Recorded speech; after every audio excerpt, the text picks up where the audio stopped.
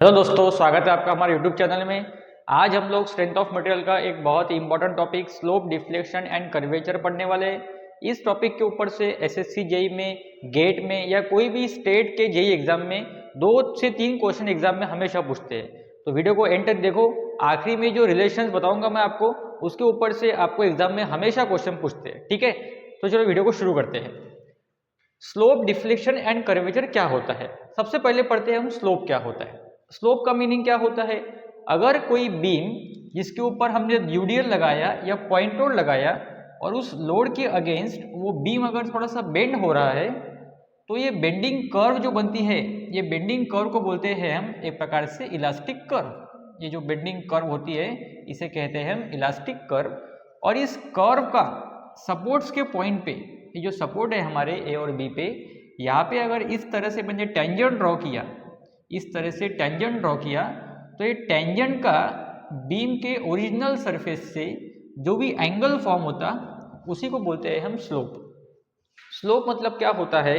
Angle made by tangent with the neutral या original surface of beam is called as slope. तो अगर आप ये टेंजेंट ए पे लगाते हो या बी पे लगाते हो तो आपको मैक्सिमम एंगल बनता हुआ दिखता है। अगर मैं ये सेंटर पॉइंट पे ये टेंजेंट ड्रॉ करूँ, ये सी पॉइंट सपोज सेंटर है, ये सेंटर पॉइंट पे अगर मैं टेंजेंट ड्रॉ करूँ तो टेंजेंट कैसा आता? टेंजेंट आता जस्ट लाइक अ परफेक्टली स्ट्रेट लाइन। और स्ट्रेट लाइन का एंगल हमेशा क्या होता है? अगर मैं लाइन स्ट्रेट कर दूँ तो इसका एंगल क्या हो गया? 0 हो गया ना। मतलब अगर हम टेंजेंट ए पे ड्रॉ करते, टेंजेंट बी पे ड्रॉ करते, तो हमें मैक्सिमम स्लोप मिलता है। पर वही अगर हम टेंजेंट सेंटर पे ड्रॉ करते हैं, जहाँ डिफ्लेक्शन का अमाउंट मैक्सिमम होता है, वहाँ हमारा स्लोप क्या आता है? ऑटोमेटिकली 0 आता है। ये जो तुम्हारे को देखने मिल रहा है, ये वर्टिकल डिस्प्लेसमेंट, ये जो नीचे नीचे आ गया कर्व, इसको बोलते हैं हम deflection. Vertical displacement of the beam from its original position is called as deflection. Angle made by tangent with the neutral surface of beam is called as slope. तो एक पॉइंट यहाँ से क्लियर हो रही कि जिस जगह पे डिफ्लेक्शन मैक्सिमम आता है, उस जगह पे स्लोप क्या हो जाता है? 0। और जिस जगह पे स्लोप मैक्सिमम रहता है, जैसा ए सपोर्ट पे देखो आप, सबसे बड़ा एंगल यही मिलने वाला है, सबसे बड़ा एंगल बी पे मिलने वाला है। जिस जगह पे स्लोप मैक्सिमम आ गया, वहां पे डिफ्लेक्शन क्या हो गया? 0 हो गया। इस ए पॉइंट पे डिफ्लेक्शन कुछ भी नहीं है, यहां से डिफ्लेक्शन शुरू हो रहा तुम्हारा। ठीक है, तो ये चीज ध्यान में रखो। आगे लिखेंगे भी हम लोग कि जिस जगह पे स्लोप 0, वहां डिफ्लेक्शन मैक्सिमम, जहां डिफ्लेक्शन मैक्सिमम वहां स्लोप 0।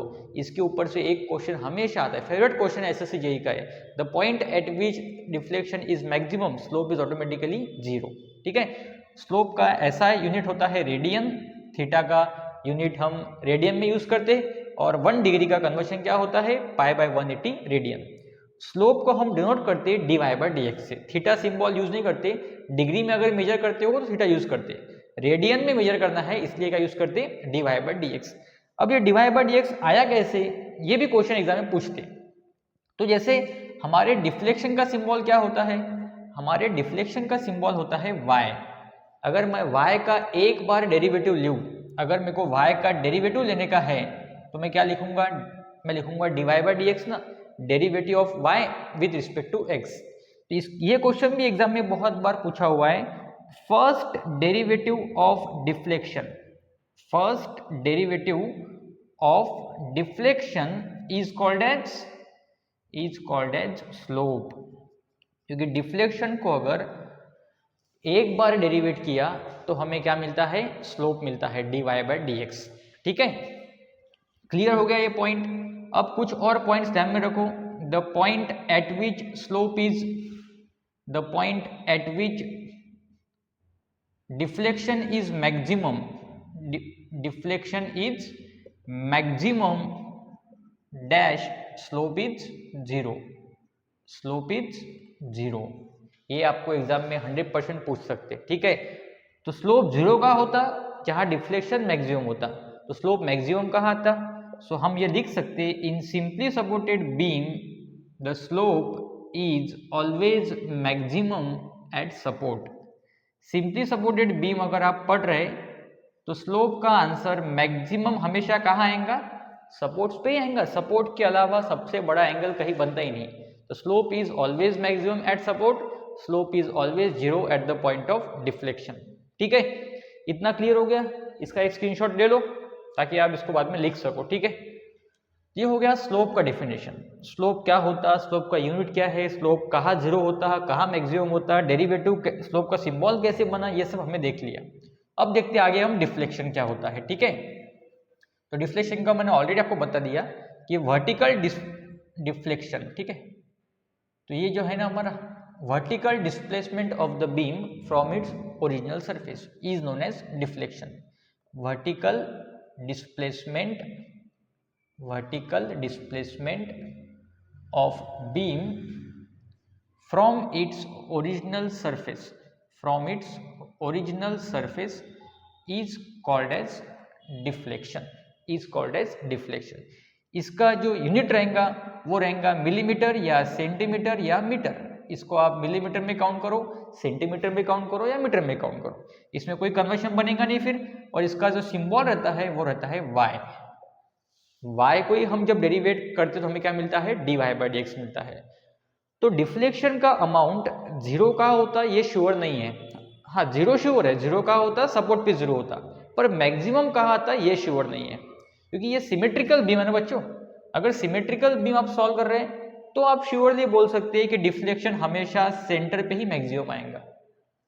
पर अगर कोई ऐसा बीम तुम सॉल्व कर रहे हैं जिसमें लोड इसेंट्रिक है ए और बी डिस्टेंस पे, अब ये बेंडिंग ऐसा हो रहा है, इसमें हम श्योर नहीं बोल सकते कि डिफ्लेक्शन सेंटर पे ही मैक्सिमम आएगा।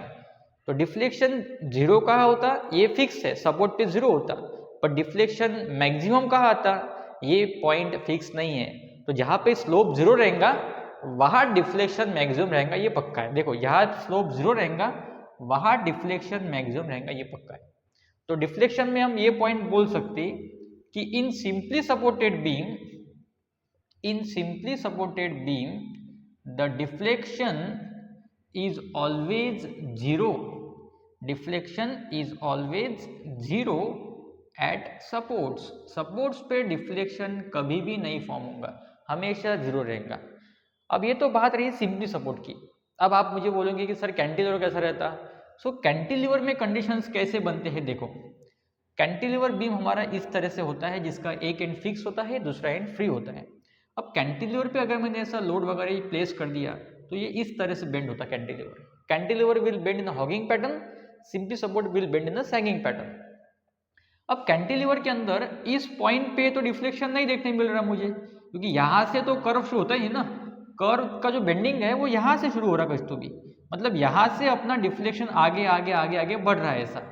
और सबसे ज़्यादा कहाँ देखने मिलता, सबसे ज़्यादा देखने मिलता अपने को फिक्स फ्री एंड पे, सबसे ज़्यादा डिफ्लेक्शन कहाँ देखने मिलता, फ्री एंड पे। और जीरो का देखने मिलता फिक्स एंड पे। उसी तरह स्लोप का देखोगे तो इस पॉइंट पे अगर मैंने टेंजेंट ड्रॉ करी, फिक्स एंड पे तो कर्व है नहीं, यहाँ से तो कर्व ऐसा जा रहा थोड़ा सा, तो यहाँ पे अगर टेंजेंट ड्रॉ करोगे भी तो टेंजेंट कैसा आएगा, हॉरिजॉन्टली आएगा। तो यहाँ पे तुम्हारा dy/dx भी क्या हो गया, ऑटोमेटिकली जीरो हो गया। और अगर फ्री एंड पे टेंजेंट ड्रॉ करते हो सबसे बड़ा एंगल यही मिलता फ्री एंड पे। यहाँ पे ट्राई कर लो, यहाँ टेंजेंट ड्रॉ कर लो, एंगल थोड़ा कम ही आएगा। कैंटिलीवर की कंडीशन बहुत सिंपल है कि इन कैंटिलीवर बीम के अंदर द स्लोप एंड डिफ्लेक्शन, दोनों भी slope and deflection always zero at fixed end. ये क्वेश्चन एग्जाम में पूछते अपने को बार बार। कैंटिलीवर बीम के अंदर स्लोप जीरो का होता फिक्स एंड पे, डिफ्लेक्शन भी जीरो का होता फिक्स एंड पे होता, और दोनों के दोनों मैक्सिमम कहाँ आते, in cantilever beam the slope and deflection maximum at free end, always maximum at free end. Free end पे आपको डिफ्लेक्शन भी सबसे ज्यादा देखने मिलेगा और स्लोप भी सबसे ज्यादा वही देखने मिलेगा। तो ये कंडीशन ध्यान में रखो, सिंपली सपोर्ट बीम के, कैंटिलीवर बीम के डिफ्लेक्शन ज्यादा कहाँ आता, स्लोप ज्यादा कहाँ आता, जीरो कहाँ आता, सब ध्यान में रखो। ठीक है, सिंबल याद रखो। ये जो पॉइंट था हमारा फर्स्ट डेरिवेटिव ऑफ डिफ्लेक्शन क्या बोलते हैं हम, स्लोप बोलते हैं। ठीक है, इसका भी एक स्क्रीनशॉट ले लो आप लोग ताकि फिर हम नेक्स्ट टॉपिक पे बढ़ते जिसका नाम है कर्वेचर। इस वीडियो को बिल्कुल स्किप मत करना यहाँ से, कि कर्वेचर के ऊपर से बहुत बार ये वाला क्वेश्चन पूछा हुआ है, ठीक है। आखिरी में आपको सबका रिलेशन बताऊंगा। y को डिफरेंशिएट किया, dy बाई dx बना, उसका सेकंड डेरिवेटिव क्या होगा, ये था सिर्फ फर्स्ट डेरिवेटिव। इसको हम 4 बार तक डेरिवेट कर सकते और अलग अलग आंसर हमको मिलते हैं। तो ये वीडियो स्किप मत करो, एंड तक देखो, ठीक है। चलो नेक्स्ट टॉपिक पे बढ़ते। नेक्स्ट टॉपिक का नाम है कर्वेचर। तो कर्वेचर का मीनिंग क्या होता, the rate of change of slope, rate of change of slope along the beam, along the beam. ये देखो, ये जो कर्व बनती है ना बेंड होने के बाद में, ये जो ऐसी कर्व बन रही है हमारी, तो ये कर्व को मिलते हम, इसी कर्व को बोलते हैं हम कर्वेचर, इसी कर्व को बोलते हैं हम कर्वेचर। तो अगर ये स्लोप बढ़ेंगे, जैसे यहाँ अपना स्लोप क्या हो गया, बढ़ा, और स्लोप कुछ तो भी चेंज हुआ, और स्लोप कुछ तो भी चेंज हुआ, तो ये स्लोप जब चेंज होते रहेगा तो ही तो कर्वेचर फॉर्म होगा ना। अगर हर यहाँ से लेके यहाँ तक के हर पॉइंट पे अगर स्लोप कांस्टेंट रहेगा तो लाइन कैसे बनेगी, एक स्ट्रेट लाइन बनेगी ना, कर्वेचर फॉर्म ही नहीं होगा। तो कर्वेचर कब फॉर्म होता, जब हर पॉइंट का स्लोप क्या होता, चेंज होते रहता along the length of the beam. So rate of change of slope along the beam is called as curvature. इसको हम सिंबल देते 1/r। एक तो इसको सिंबल देते हम 1/r, मतलब 1 रेडियस ऑफ कर्वेचर, और इसको सिंबल देते हम d2y बाई dx स्क्वेयर, और में इसका सिंबल क्या रहता, d2y बाई dx स्क्वेयर। अब ये कैसा है d2y बाई dx स्क्वेयर, तो हमारा जो डिफ्लेक्शन रहता है उसको क्या सिंबल क्या रहता, y। डिफ्लेक्शन का सिंबल क्या रहता, y। डिफ्लेक्शन को अगर आपने एक बार डेरिवेट किया तो आपको मिलता है dy बाई dx। डिफ्लेक्शन को अगर आप सेकेंड टाइम और डेरिवेट करोगे तो आपको मिलेगा d2y बाई dx स्क्वेयर। इसीलिए ये पॉइंट बहुत इंपॉर्टेंट है। Second derivative of deflection, second derivative of deflection is known as, second derivative of deflection is known as curvature. Second derivative of deflection is known as curvature. फिर किसी ने पूछा कि what is the relation between deflection and curvature. Deflection और curvature का relation क्या है, तो कर्वेचर का बेसिक सिंबल क्या था हमारा, 1/r। कर्वेचर का सिंबल तो 1/r ही रहता है ना। अब उसको जब हमने डिफ्लेक्शन के इक्वेशन को डेरिवेट किया सेकंड टाइम, डिफ्लेक्शन को जब सेकंड टाइम डेरिवेट किया तो क्या मिला हमें, कर्वेचर मिला। तो डिफ्लेक्शन को डेरिवेट किया तो क्या आया, d2y बाई dx स्क्वेयर। तो अगर आपको किसी ने पूछा कि what is the relation between deflection and curvature, तो ये उसका आंसर रहेगा 1/r equals to d2y by dx square, d2y by dx square, ठीक है। अब देखो, जब y को हमने एक बार डेरिवेट किया तो हमें क्या मिला, dy बाई dx, जिसको हम बोलते हैं स्लोप। अब y को 2 बार डेरिवेट किया तो हमें क्या मिला, d2y बाई dx स्क्वेयर, जिसको बोलते हम कर्वेचर, जिसको बोलते हैं कर्वेचर। अब अगर y को आप 3 बार डेरिवेट करते, if third derivative of y d3y by dx cube, इसको बोलते हम बेंडिंग मोमेंट। इसको क्या बोलते हम, इसको बोलते हम बेंडिंग मोमेंट। द थर्ड, ये क्वेश्चन एग्जाम में बहुत बार पूछा हुआ है कि बा ei d3y by dx square represents, ये टर्म क्या रिप्रेजेंट करती, तो आपको जस्ट ठीक करना है बेंडिंग मोमेंट। ये टर्म बेंडिंग मोमेंट रिप्रेजेंट करती। कर्वेचर को अगर डिफरेंशिएट करते तो मोमेंट मिलता है, और मोमेंट को अगर वापस एक बार डिफरेंशिएट करते d4y बाई dx 4 तो हमें मिलता है शेयर फोर्स। ये रिलेशन हम SFD और बेंडिंग मोमेंट में भी लिखते कि बा dm अपॉन dx, सॉरी यहाँ पे हमको देखो dm अपॉन dx, यहाँ हमें मिलता है शेयर फोर्स और यहाँ हमें मिलता है rate of loading, rate of loading. क्योंकि बच्चों देखो, एक रिलेशन ये भी हम यूज करते हैं स्लोप एंड डिफ्लेक्शन के अंदर कि बा ei d2y by dx square equals to mx, ei d2y by dx square equals to mx। तो d2y बाई dx स्क्वेयर का मीनिंग क्या है, d2y बाई dx स्क्वेयर का मीनिंग क्या है, कर्वेचर, और mx का मीनिंग क्या होता, मोमेंट। तो हमको ये क्वेश्चन भी पूछते कि curvature is directly proportional to the moment, curvature is directly proportional to the moment. इसलिए जब हम कर्वेचर को डिफरेंशिएट करते तो हम किसको डिफरेंशिएट कर रहे हैं, मोमेंट को डिफरेंशिएट कर रहे हैं, because curvature is proportional to moment. तो कर्वेचर को डिफरेंशिएट करने का मतलब है मोमेंट को डिफरेंशिएट करना, और जब मोमेंट को डिफरेंशिएट करते हैं विद रिस्पेक्ट टू एक्स तो हमें क्या मिलता है, शियर फोर्स मिलता है। और जब हम शियर फोर्स को डिफरेंशिएट करते हैं विद रिस्पेक्ट टू एक्स तो हमें क्या मिलता है, हमें मिलता है रेट ऑफ लोडिंग, या आप सिंपली इसको बोल सकते हैं यूडीएल, रेट ऑफ लोडिंग, या सिंपली इसको बोल सकते हैं यूडीएल। ऑप्शन में अगर रेट ऑफ लोडिंग है तो वो टिक करो, ऑप्शन में अगर यूडीएल है तो वो टिक करो। ये रिलेशन बहुत इंपॉर्टेंट है, ये एग्जाम में बार बार पूछे हुए हैं कि d cube y by d x cube क्या रिप्रेजेंट करता, shear force, d four y by d x four क्या रिप्रेजेंट करता, यूडीएल या रेट ऑफ लोडिंग।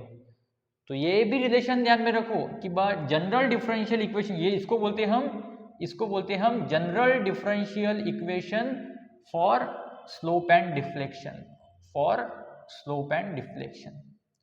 तो आज के वीडियो में मैं आई होप दैट कि आपको स्लोप, डिफ्लेक्शन और कर्वेचर के ऊपर से सारे क्वेश्चंस क्लियर हो गए होंगे।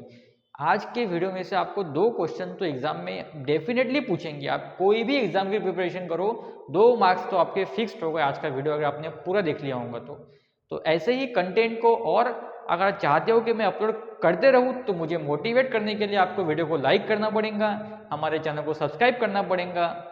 जो टॉपिक पे आपको वीडियो चाहिए नेक्स्ट टॉपिक पे उसे कमेंट सेक्शन में ज़रूर बताइए मुझे, और वीडियो को अपने दोस्तों के साथ ज़रूर शेयर कीजिए। ठीक है।